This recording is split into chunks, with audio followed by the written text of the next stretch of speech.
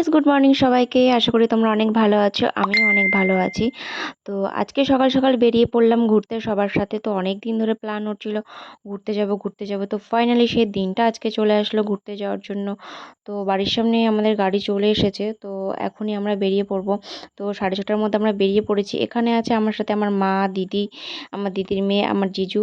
তো সবাই মিলে ঘুরতে যাচ্ছি। বন্ধু বান্ধবদের সাথে তো অনেক গেছি, তো ভাবলাম ফ্যামিলির সঙ্গে একটু ঘুরতে যাই। অনেকদিন যেহেতু যাওয়া হয় না। আর কলকাতার শহর সকাল সকাল ওফ, তো দারুণ লাগে। তার মধ্যে বৃষ্টি ওয়েদার, আমার তো খুবই ভালো লাগে এই বৃষ্টি ওয়েদার। তোমাদের কাদের কাদের ভালো লাগে আমাকে কিন্তু অবশ্যই কমেন্ট করে জানিও। তো এখানে আমরা দেখো সবাই মিলে সত্যি অনেক মজা করতে করতে যাচ্ছি। আর ঢুকেই রাম মন্দির, 2 বছর ধরে দেখে যাচ্ছি এই রাম মন্দিরটা তৈরি হচ্ছে, এখনো কমপ্লিট হয়ে পারেনি। সত্যি খুবই সুন্দরভাবে তৈরি হচ্ছে অনেক দিন ধরে। তো কমপ্লিট হলে অবশ্যই যাব দেখতে, এখনো কমপ্লিট হয়নি। তো আমরা ফাইনালি দীঘার এই গেটটা আসলেও মনে হচ্ছে ফাইনালি পৌঁছেই গেছি। তো আমরা এখানে ফাইনালি দীঘায় ঢুকেই গেছি। তো রুমে আমরা ঢুকে গেছি। তো রুমে কোনো রকম রেস্ট না নিয়েই সমুদ্র দেখতে চলে গেছি।